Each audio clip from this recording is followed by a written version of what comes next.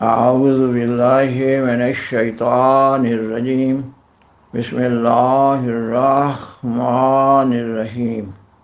سامعین و ناظرین کرام، السلام علیکم ورحمۃ اللہ وبرکاتہ۔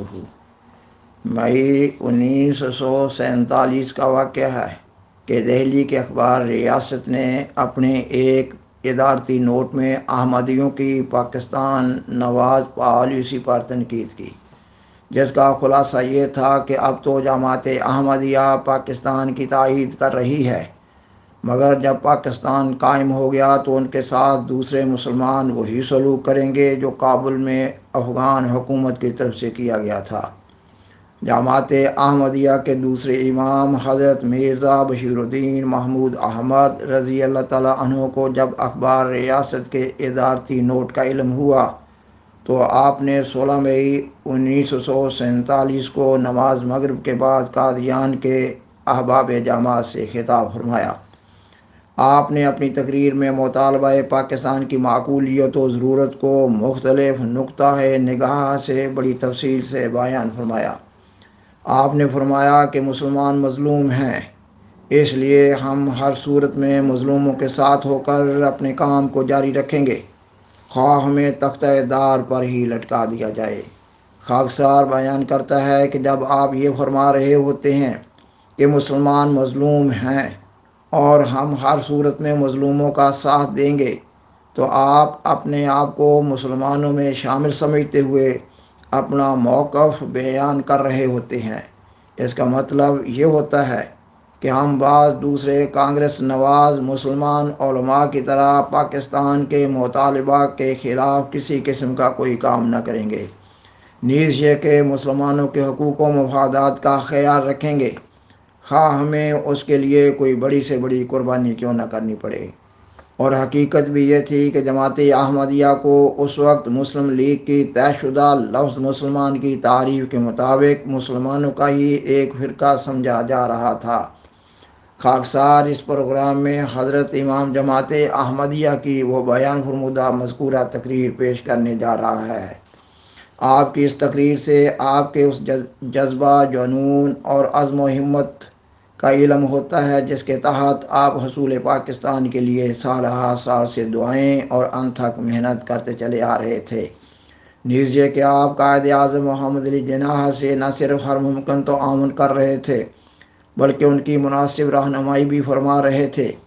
آپ کی یہ تقریر تاریخ احمدیت کی جلد نہم کے صفحہ 346 تا 360 پر درج کی گئی ہے۔ اس پروگرام میں اس تقریر کی پہلی قسط پیش کی جا رہی ہے۔ سامعین و ناظرین کرام، آپ نے فرمایا، آج مجھے ایک عزیز نے بتایا کہ دلی کے ایک اخبار نے لکھا ہے کہ احمدی اس وقت تو پاکستان کی حمایت کرتے ہیں، مگر ان کو وقت بھول گیا ہے جب ان کے ساتھ دوسرے مسلمانوں نے برے سلوک کیے تھے۔ جب پاکستان بن جائے گا تو ان کے ساتھ مسلمان پھر وہی سلوک کریں گے جو کابل میں ان کے ساتھ ہوا تھا، اور اس وقت احمدی کہیں گے کہ ہمیں ہندوستان میں شامل کر لو۔ کہنے والے کی اس بات کو کئی پہلوؤں سے دیکھا جا سکتا ہے۔ اس کا ایک پہلو تو یہی ہے کہ جب پاکستان بن جائے گا تو ہمارے ساتھ مسلمانوں کی طرف سے وہی سلوک ہوگا جو آج سے کچھ عرصہ پیشتر افغانستان میں ہوا تھا، اور فرض کرو ایسا ہی ہو جائے، پاکستان بھی بن جائے اور ہمارے ساتھ وہی سلوک روا بھی رکھا جائے، لیکن سوال تو یہ ہے کہ ایک دیندار جماعت جس کی بنیادی مذہب اخلاق اور انصاف پر ہے، کیا وہ اس کے متعلق اس نقطہ نگاہ سے فیصلہ کرے گی کہ میرا اس میں فائدہ ہے، یا وہ اس نقطہ نگاہ سے فیصلہ کرے گی کہ اس امر میں دوسرے کا کیا حق ہے؟ یقیناً وہ ایسے معاملہ میں مؤخر و ذکر نقطہ نگاہ سے ہی فیصلہ کرے گی۔ مثلاً ایک مجسٹریٹ ایسے علاقہ میں عدالت کی کرسی پر بیٹھا ہے جس میں اس کے بعد قریبی رشتہ دار بھی رہتے ہیں، اور ان رشتہ داروں کے دوسرے لوگوں کے ساتھ تنازعات بھی ہیں۔ اس کے سامنے ایک ایسا مقدمہ پیش ہوتا ہے جس میں اس کے رشتہ داروں کا ایک دشمن مدعی ہے۔ اگر اس کے پاس روپیہ ہو تو وہ اس کے رشتہ داروں کو نقصان پہنچا سکتا ہے۔ اگر یہ مجسٹریٹ اسی مدعی کے حق میں فیصلہ کر دے تو اس مدعی کے پاس روپیہ آ جاتا ہے اور پھر وہ اس مجسٹریٹ کے رشتہ داروں کو دیکھ کر سکتا ہے۔ تو کیا ایک دیانتدار مجسٹریٹ اس ڈر سے کہ کل کو یہ روپیہ ہمارے خلاف استعمال کرے گا اس حقدار مدعی کے خلاف فیصلہ کر دے گا؟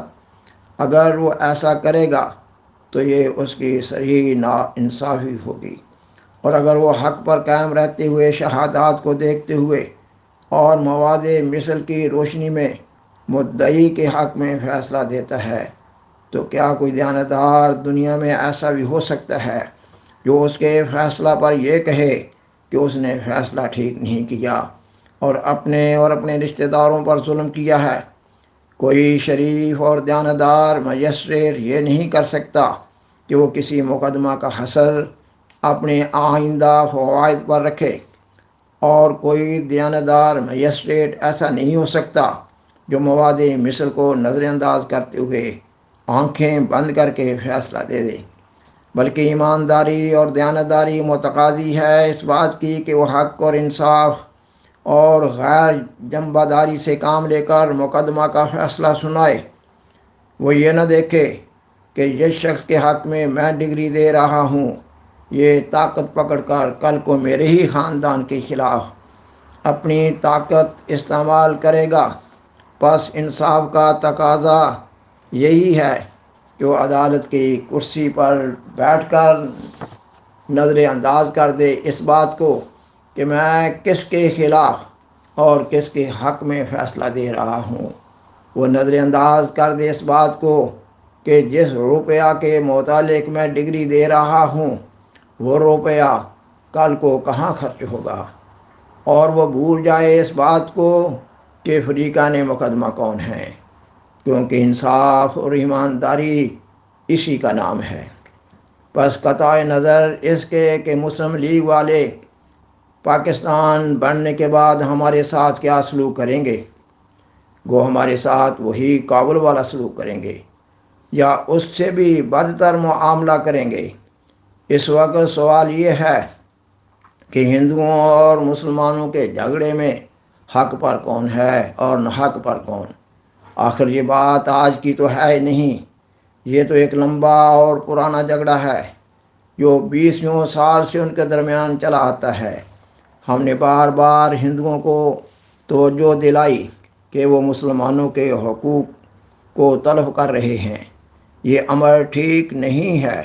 ہم نے بار بار ہندوؤں کو متنبہ کیا کہ مسلمانوں کے حقوق کو اس طرح نظر انداز کر دینا بعید از انصاف ہے، اور ہم نے بار بار ہندو لیڈروں کو آگاہ کیا کہ یہ حق تلفی اور یہ ناانصافی آخر رنگ لائے گی، مگر افسوس کہ ہمارے توجہ دلانے، ہمارے انتباہ اور ہمارے ان کو آگاہ کرنے کا نتیجہ کبھی کچھ نہ نکلا۔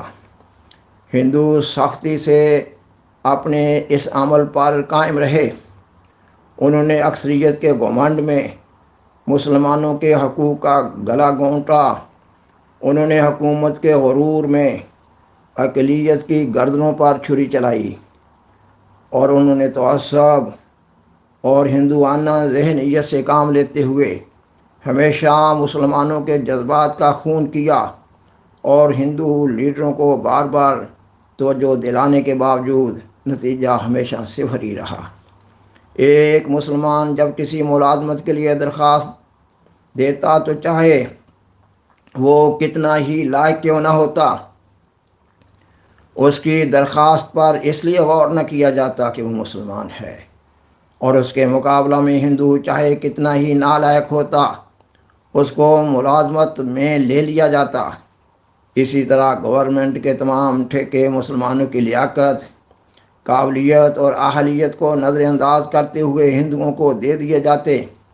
تجارتی کاموں میں جہاں حکومت کا دخل ہوتا ہندوؤں کو ترجیح دی جاتی، سوائے قادیان کے کہ یہاں بھی ہم نے کافی کوشش کر کے اپنا یہ حق حاصل کیا ہے۔ باقی تمام جگہوں میں مسلمانوں کے حقوق کو ملحوظ نہیں رکھا گیا۔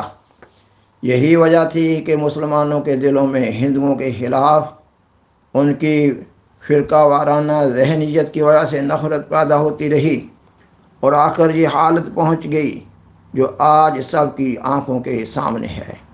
یہ صورت حالات کس نے پیدا کی گئے؟ جس نے یہ صورت حالات پیدا کی وہی موجودہ حالات کا ذمہ دار بھی ہے۔ یہ سب کچھ ہندوؤں کے اپنے ہی ہاتھوں کا کیا ہوا ہے، اور یہ فسادات کا تناور درخت وہی ہے جس کا بیج ہندوؤں نے بویا تھا اور اسے آج تک پانی دیتے رہے، اور آج جب کہ اس درخت کی شاخیں سارے ہندوستان میں پھیل چکی ہیں، ہندوؤں نے شور مچانا شروع کر دیا ہے۔ مگر میں کہتا ہوں کہ ہندوؤں کو اس وقت اس بات کا کیوں خیال نہ آیا کہ ہم مسلمانوں کے حقوق کو تلف کر رہے ہیں اور ہر محکمہ میں اور ہر شعبہ میں ان کے ساتھ بے انصافی کر رہے ہیں۔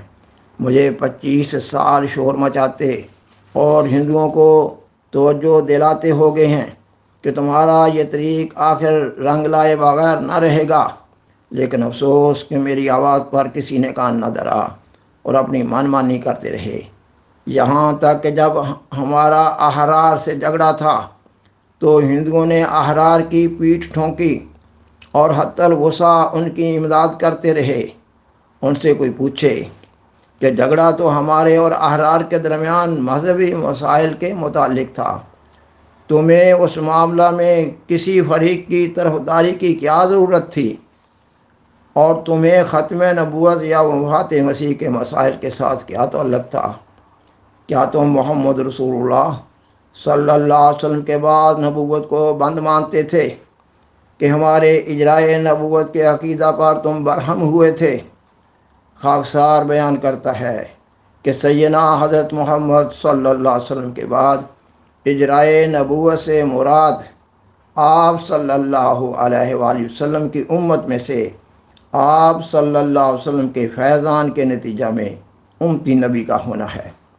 فرمایا، کیا تم حیات مسیح کے قائل تھے کہ ہماری طرف سے وفات مسیح کا مسئلہ پیش ہونے پر تم چراغ پا ہو گئے تھے؟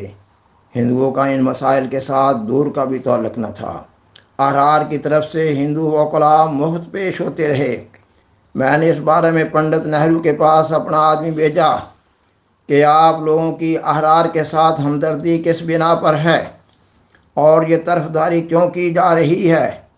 انہوں نے ہنس کر کہا، سیاسیات میں ایسا کرنا ہی پڑتا ہے۔ اب جن لوگوں کی ذہنیت اس قسم کی ہو ان سے بھلا کیا امید کی جا سکتی ہے؟ یہ جو کچھ آج کل ہو رہا ہے یہ سب گاندھی جی پنڈت نہرو کے ہاتھوں سے رکھی ہوئی بنیادوں پر ہو رہا ہے۔ سامعین و ناظرین کرام، سیدنا حضرت خلیفۃ المسیح ثانی رضی اللہ تعالیٰ عنہ کی یہ تقریر ابھی جاری ہے، بقیہ حصہ اگلی قسط میں پیش کیا جا رہا ہوگا انشاءاللہ تعالی۔ بالآخر درخواست ہے کہ برائے مہربانی اس پروگرام کو دوسروں سے شیئر کریں اور حضرہ کرم اس چینل کو سبسکرائب کریں۔ جزاکم اللہ تعالی احسن الجزاء، وآخر دعوانا ان الحمدللہ رب العالمین، والسلام علیکم ورحمۃ اللہ وبرکاتہ۔